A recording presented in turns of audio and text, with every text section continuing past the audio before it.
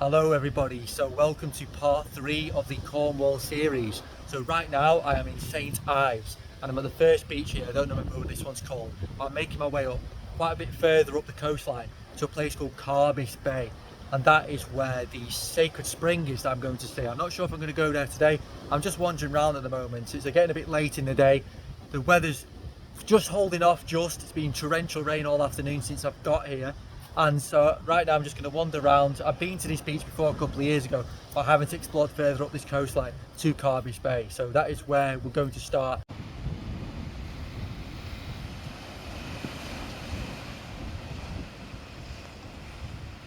So I remember seeing this thing a while back. It was this podcast on Albion and the Albion energy points in the land, and it talked about how the main energy points were in the northwest of England, but also at St Ives Bay. Now, I don't actually remember why exactly it is that. There was some sort of specific point related to the Arthurian legend and related to Albion, the Albion energy point in the land at St Ives and also in the northwest of England. So there's a huge link apparently between this bay and the northwest.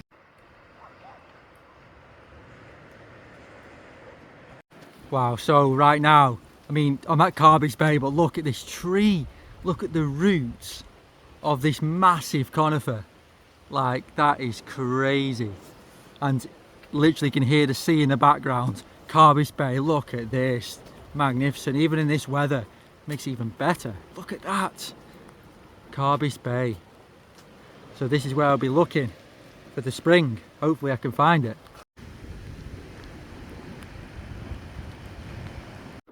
So, yet again, just like in episode 2, I am soaked trying to find the spring at St Ives, and it looks like this one I'm going to have to leave because I can't find it.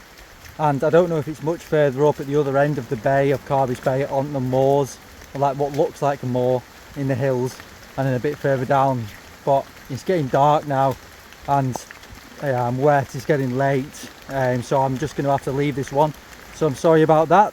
I'll attach a picture so you know what it looks like, and this one will have to be left if I don't come across it on the way back, if I've not missed it. So look at the nice autumn colours setting in on the trees. I think this is a chestnut or a horse chestnut.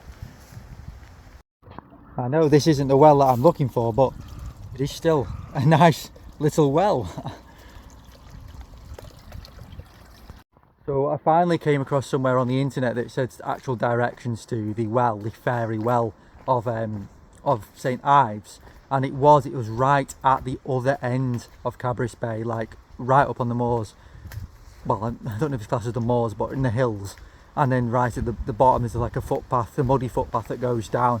So depending on the weather tomorrow, so don't want to get wet for the 4th day in a row, and it depends on the weather tomorrow.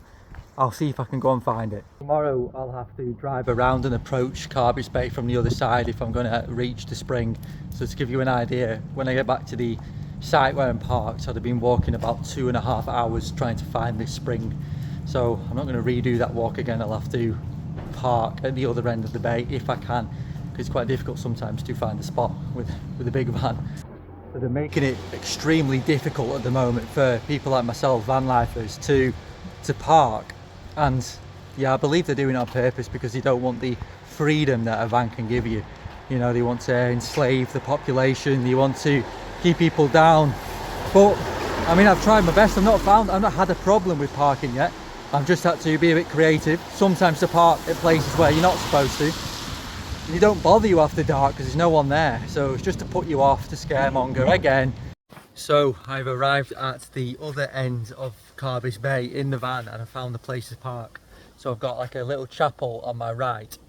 It's called St Michael's Way actually, but it's not on St Michael's ley line. Nice church actually in front of me here. This must be the actual church and that must be the chapel. And the spring, hopefully I'll be able to finally find this spring today, because I don't want to leave St Ives without finding this spring. And then maybe even discreetly camp, wild camp on this road and spend a bit of time around here tonight. Okay, now it's all making sense why it's to do with St Michael's Way. It's because it is the way of St Michael, because this is the pilgrim's route that starts off at Carbis Bay at this church. It's St Uni or St Uni's church, in the other side of Carbis Bay near St Ives, and it goes around past Carbis Bay, bit towards the more inland, and then ends up where I was in the previous episode at St Michael's Mount. And then this is what the scallop shell is all about. It's the pilgrim's route of St Michael that is used. There's an extensive network of pilgrim routes throughout Europe, all leading to St James's Cathedral in Santiago de Compostela in Spain. Today, promoted by the Council of Europe, these routes are used by pilgrims and by people who simply enjoy walking through landscapes which are rich in culture and natural charm. St Michael's Way is part of the European network of Ways of St James. The walk follows the route from the Church of St Uni, Leyland, which is where we are now, on the north coast of Cornwall, to St Michael's Mount on the south coast. The route takes walkers to areas of historical and religious significance, enabling them to enjoy the varied scenery of the Penwith landscape as they cross the Cornish Peninsula. And it says St Michael's Way is on the public's right-of-way and quiet roads. Pilgrim ways are often indicated by the traditional pilgrim symbol of the scallop shell, and this route has been signposted and waymarked in both directions using a stylistic shell based on the Council of Europe sign for pilgrims route. Okay, so how interesting is that? So this is connected to the Way of St Michael. So the churchyard here at St Uni in Leyland is home to a species of mining bee that is extremely rare. Apparently there's hardly any colonies left in the UK, and there's a specific plant, Nautia avensis scabious plant, that is left here to make sure that they thrive. There's not many left.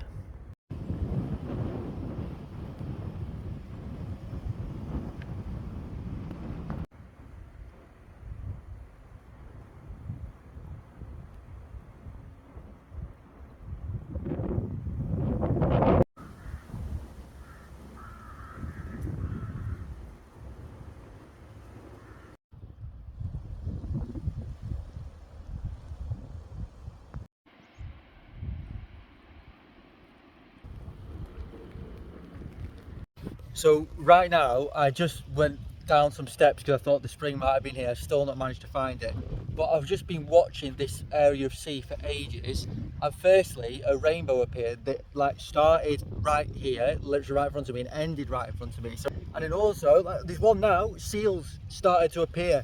Literally I've seen about 5-6 different seals popping up in front of me. I'll see there's literally one right I can see now. I'm going to put a photo of one that I just took before. And I think they're doing some sort of like, I've looked on the internet, some sort of, they're sleeping and they hold their heads up because they look like they're just dead and they're like floating in the water. But I can just see it's like just holding its head above the water. It might be sleeping. Oh, it's incredible. I've never actually seen seals in the wild.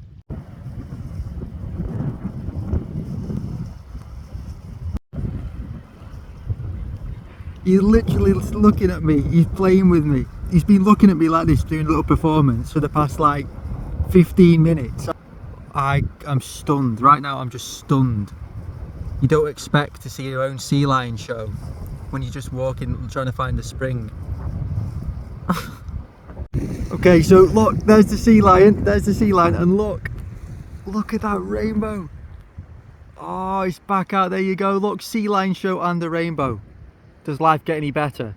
Okay, so I've stopped by a cafe after my walk and the sea's just in front of me now, and the seals are coming to the shore, and there's people pointing at them. They're noticing them too. They're literally right at the shore. There's a guy next to me who was fishing this morning, and he saw them at the shore as well about 6:30 this morning, coming right up to him. So it's just what an experience, like wild seals right in front of me. Like I've not seen that ever. I've only seen it at like an aquarium when I was younger.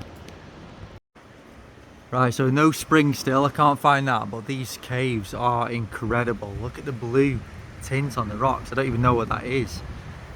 I love this Carbis Bay. What a bay. The seals again. But I just literally saw one then at the shore. I'm going to go and meet him in a minute. I think he actually wants to meet me. And then look at this as well. The sound of the water in this cave. It's like a channel straight through the middle of the cave, the rocks.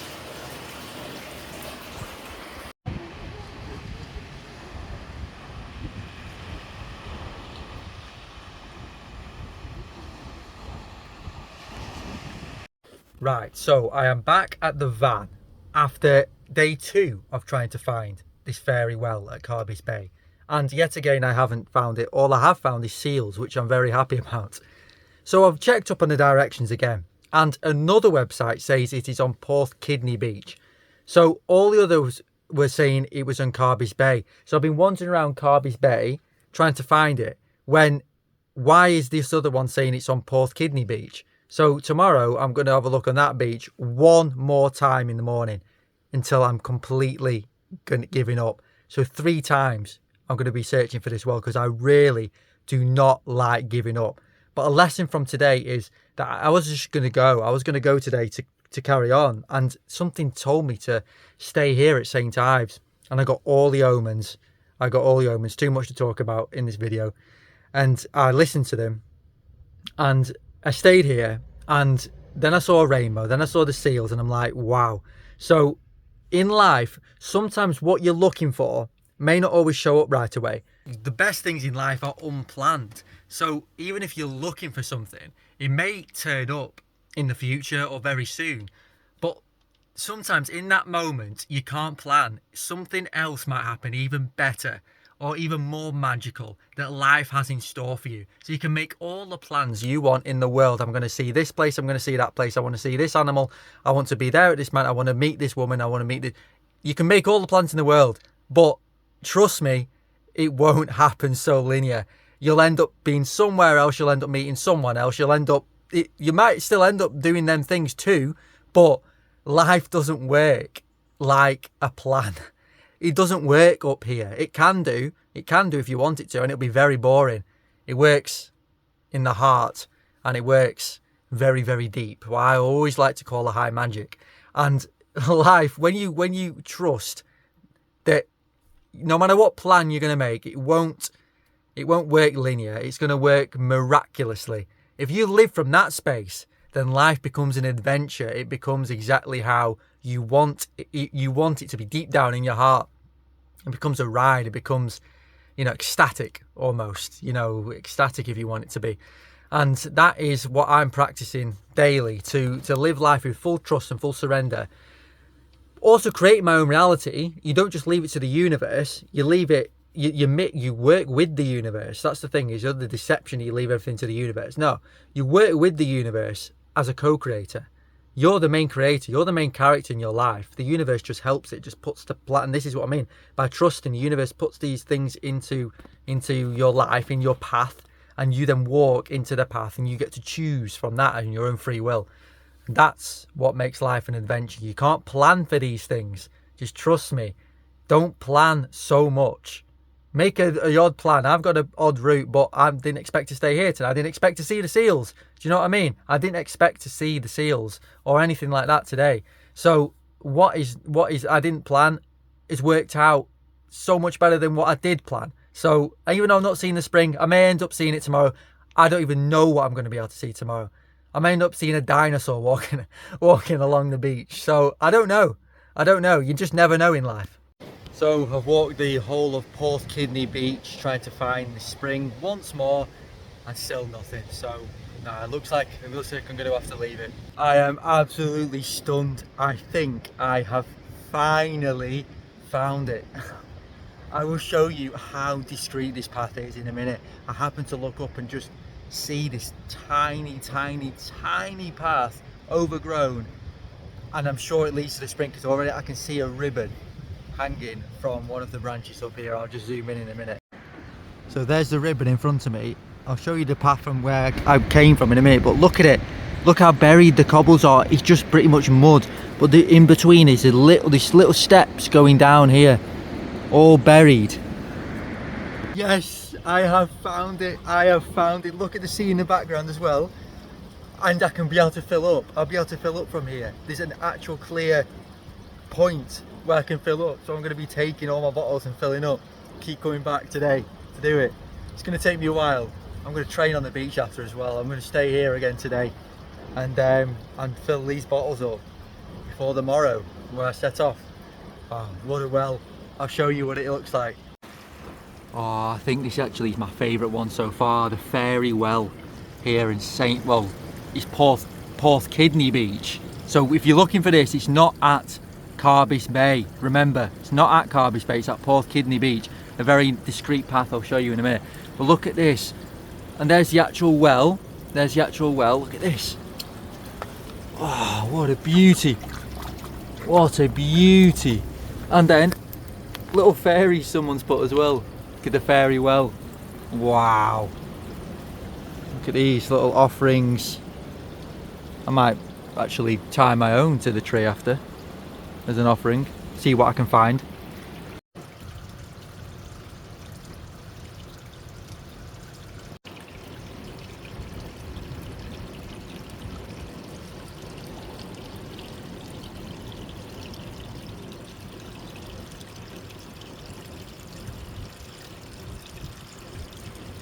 Just goes to show that I've been looking for this for 3 days and I nearly gave up on multiple occasions, but my motto has always been to never give up, and I hated to walk away and thought that I would not find it even though I know it's somewhere.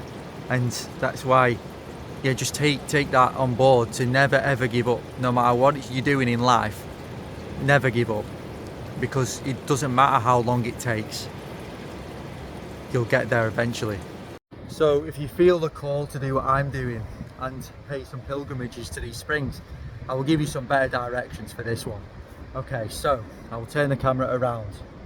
Okay, so these were the main steps. I was going up and down, up and down. So that way leads to Carbis Bay and St. Ives, and that is from the church that I mentioned, the church of Uni, or Uni, I don't know how it's pronounced. And this is the path. This is the path. That to anyone, that's not a path. To me, it was never a path. Okay, so I had to really look over the top and see that it had a bit of a slight path going down. So it's no wonder I missed that every time I walked past it. So that is the path. So it's right next to these main steps. You walk down there and you've got the sacred fairy well at St. Ives. So this is the beach at Porth Kidney Sands, which I'm sure I've showed you yesterday. But yeah, it's up there, up the path. Keep going and you'll come to them steps. So that is where I was, up there before at the well, and I found a better access point here on the beach, where it's running down. Look at that, right onto the beach, and then the water then joins the sea. And that is how sacred and how important water is. It shows how everything's connected. The spring then meets the sea then meets the spring, the rivers meet the lake, everything's connected. And water is the glue that holds everything in creation. So look how clear this water is. This is from the fairy well. So, I mean, the taste is not like Great Budworth, or where I used to get my water from in Avenham. Great Budworth in Cheshire's, they've really mineralised. You can tell it's, I don't know, there's just this sweet taste. This is more of a harder taste. So I think there's certain amount of minerals in certain springs. Each one has its own benefits. I do prefer more mineralised water, but still fantastic water, and we bless it. Wow, so right now I'm in the beautiful little surfing village of Porth Towan, and on the west coast. And it is really nice actually. It's a very small place, but there's some nice little bars, some nice beach cafes, areas to learn how to surf, lovely beach, and hopefully I can park here tonight, because there's no signs where I've just parked down there. There's nobody there, so I'm going to try and park here, maybe stay here today, maybe tomorrow. It's go for a few walks. You can go to another beach on the left and then off to St. Agnes to the right, so it's looking really good. So we've got the beach down there, surfing shops, some little cafes.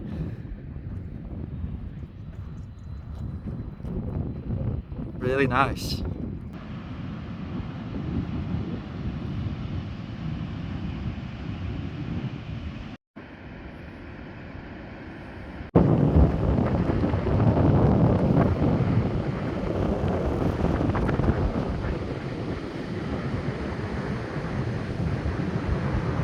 Got all these fresh mussels on the rocks. You could live just by the sea, self-sufficient. It's amazing how the fresh water from the stream is like magnetically drawn to the sea. It's just amazing. It like knows the sea is there and it's drawn towards it because everything's connected. What an absolutely stunning day it is to be alive today.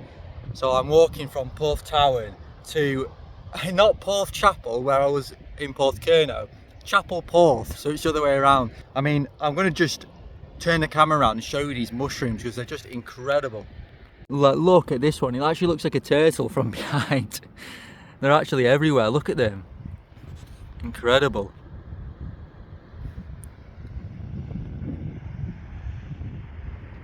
So the footpaths here are just incredible walking around the coast.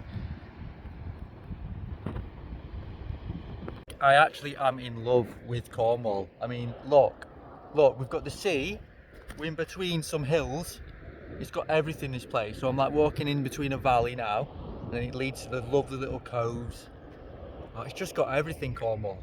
It's like another country to England. I always feel like that. It's like a separate country. The sea is always so blue. Even in the cloud, it's still blue. We go to Blackpool and it's like murky grey. So it's incredible to see here. So this place is Chapel Porth. So it's like a little tiny little cove, and then the hills just behind me. So I'm going to carry on up that footpath there. There's a nice little beach cafe on the left. So I've come from up there over that side of the hills when then people are walking over the top. So that's where I've come from, 1.5 miles over the hills. So just past Chapel Porth we have this structure here. I'm not sure what it is, what it's called. But it's big, it's very big. Apparently there's rare birds or some type of bird nesting in the structure as well. But the brickwork, just look at that brickwork, look at the size of each brick. This is incredible. Wow. I can hear water constantly dripping and it goes really far down. Maybe it's some sort of well that was used for this. Now, I don't know even, maybe I'll have a research when I get back. I've no signal here. Maybe we can find out what it was. So I had a quick look with what signal I did find, and there's a lot of tin mining going on in the area, so could be something to do with that. So today I've walked so far from just to the left of that white ball in the distance. I don't know if you can see, it's like a white ball of some sort. So I've walked all across here with a stunning walk, and to get perspective where we are in terms of Cornwall, in the distance right over there is St Ives, and where I was looking for that spring. So that is St Ives Centre over there. So I spoke to this lady on my walk and she said that, yeah, it was the tin mines did use the water and they would have dug the well down to sea level, and that would have somehow helped them create the tin. So I don't think it was a actual spring well, it would have probably be seawater would have dug it down to the sea level. So that was very interesting how all these tin mines all around the area. I feel like it's absolutely mind-blowing, fascinating how they have actually built these tin structures in the first place, because if you see the size of the brick, of the stone, boggles the mind. So right now I'm walking a footpath to the Holywell at Holywell. So the whole place is actually called Holywell because there's two Holywells here, and there's the one by the beach, I forgot what it was called, but that's the one I want to see. It's like so many different colours apparently in the rock itself, and the water just flows through it, but it's only accessible at low tide, and it isn't low tide right now, and I'm trying to find which way to go because there's so many different paths in the dunes to follow.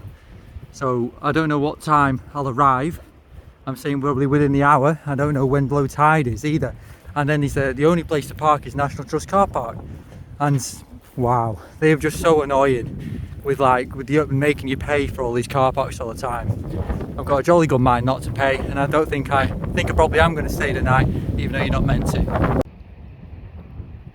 It's already one of the best looking places I've ever been to.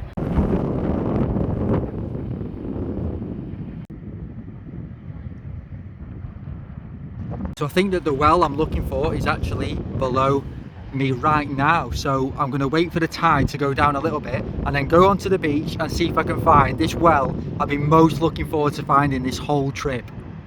Right now we're not far from Newquey, from Fistral Beach, but so this place is actually called Holywell, so they've actually named the whole place Holywell, So there's 2 known holy wells, but I wouldn't be surprised if there's more.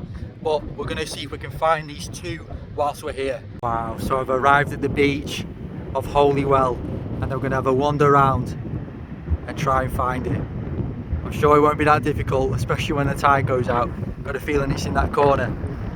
Wow, the sunset should be quite good today as well, even though there's a bit of cloud.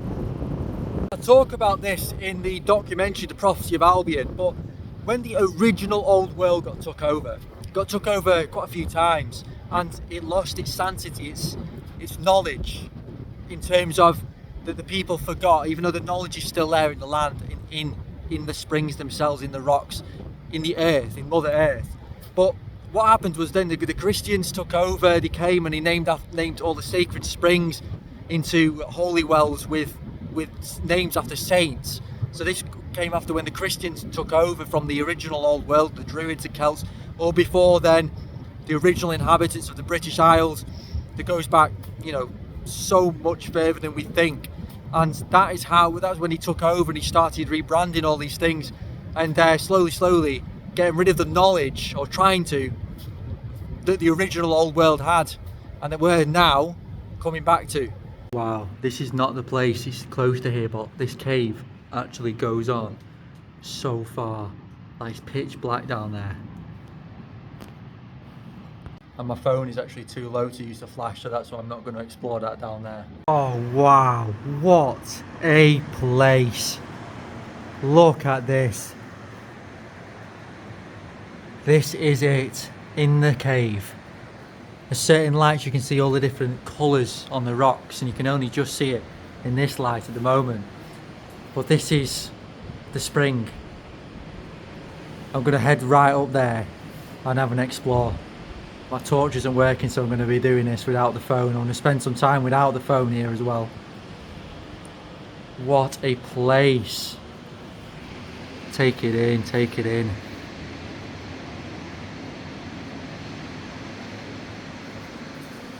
I'm going to go and get a different angle as well, then look at the sunset too. Surrounded by these caves. Whoa. Look at this. Beautiful.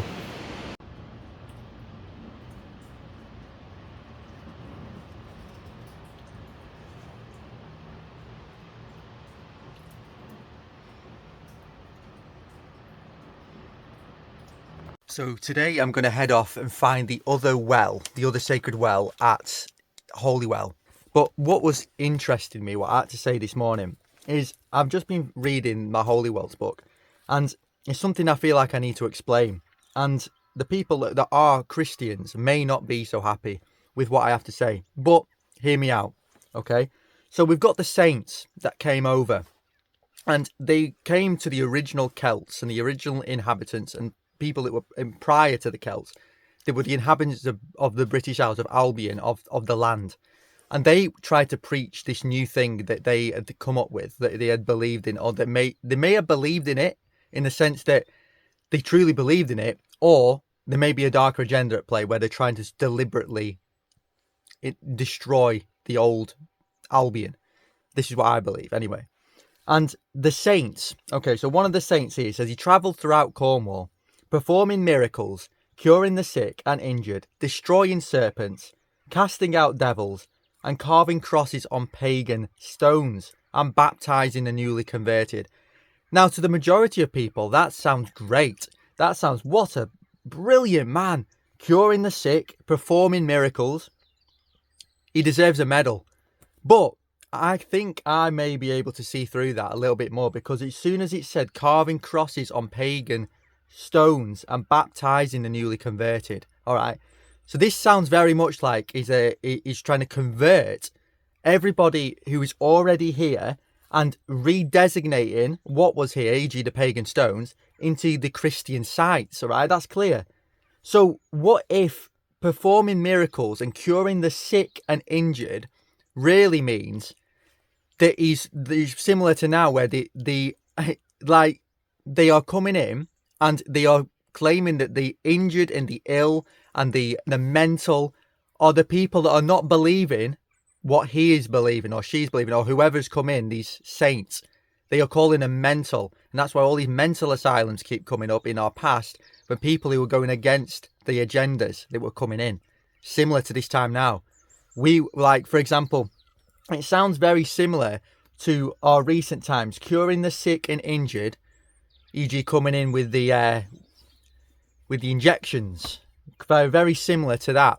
And if you were not wanting that into your body, then you would be casted out, e.g. casting out the devils, which we will be classed as the devil. They will be classed, the original old world will be classed as the devil.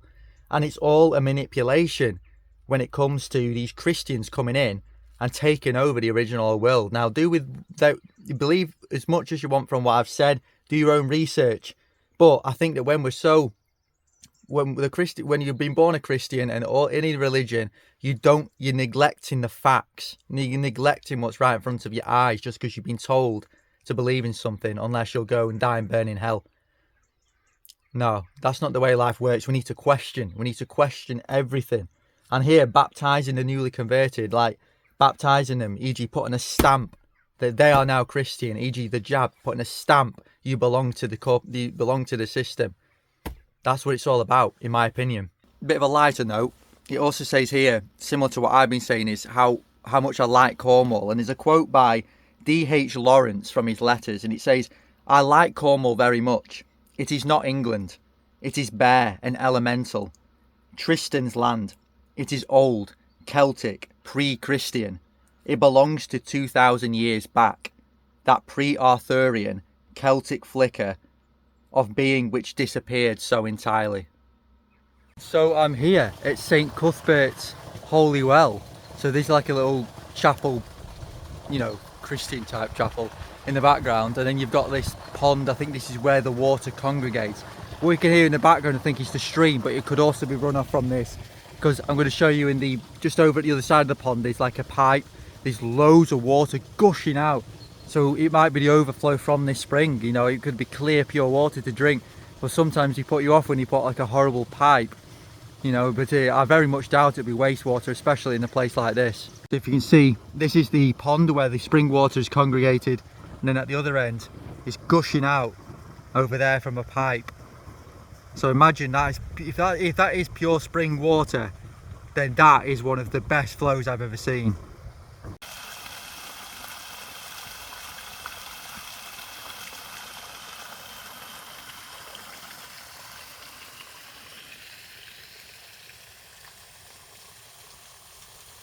Don't see this very often, a holy well by the side of the 18th hole on a golf course. Look, there's the flag. Right, so it looks like this is dripping through that's the well house there, so that might be the original source. Whether that's runoff from the spring, I'm not too sure, or that's just to create the golf course pond from like another stream. But this is the well itself, so you've got like an entrance way, and then you've got the original well house, or it could be the original, but anyway, the well house behind it with so many ferns growing. Now this is the boggy bit. Now, hey everybody, so look at this. This is the well house. So we've got the ferns next to me, we've got wet feet, and look inside here. That is beautiful. Look, it's coming from the left hand side, that's where it's congregating, and it's falling down here where these ferns growing ahead. Then it's got another section where it's congregated here, and it's all, look, it's like a pool of water there. It's quite warm as well, the water. I've had a taste, and it is nice. It's mineralised, it's proper mineralised.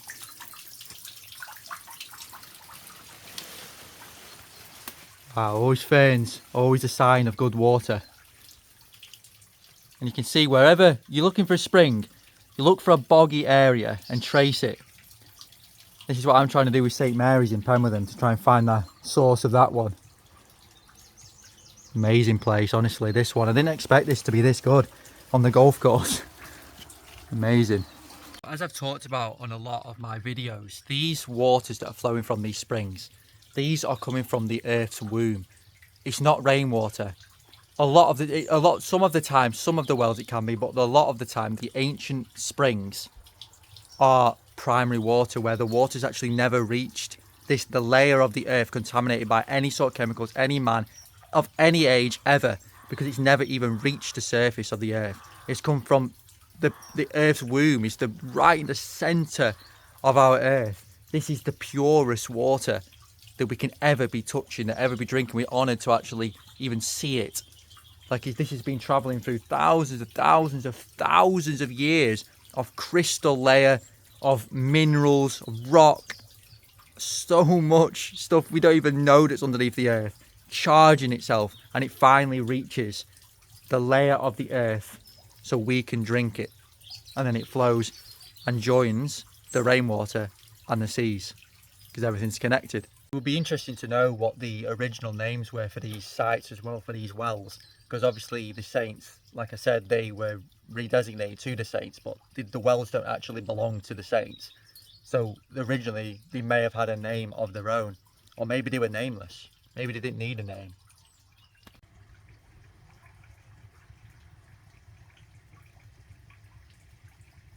I'm going to enjoy my walk from Holywell to Perranporth now and leave this video as it is, as part 3. I'm going to leave it at that spring, and then you can join me on part 4, which I'll be heading further down the west coast, and I've got a feeling I'm going to come across some amazing places. So please like and subscribe to my channel if you're new. There's going to be a lot more adventures to come, still in Cornwall. And yeah, we're going to see what amazing places we can find. We're going to head towards Tintagel and St Nectan's Glen, which I'm really looking forward to. And then there's just going to be so many places around the west coast of Cornwall that, yeah, it's just going to blow my mind. I'm going to feel. So yeah, have a good day, everybody.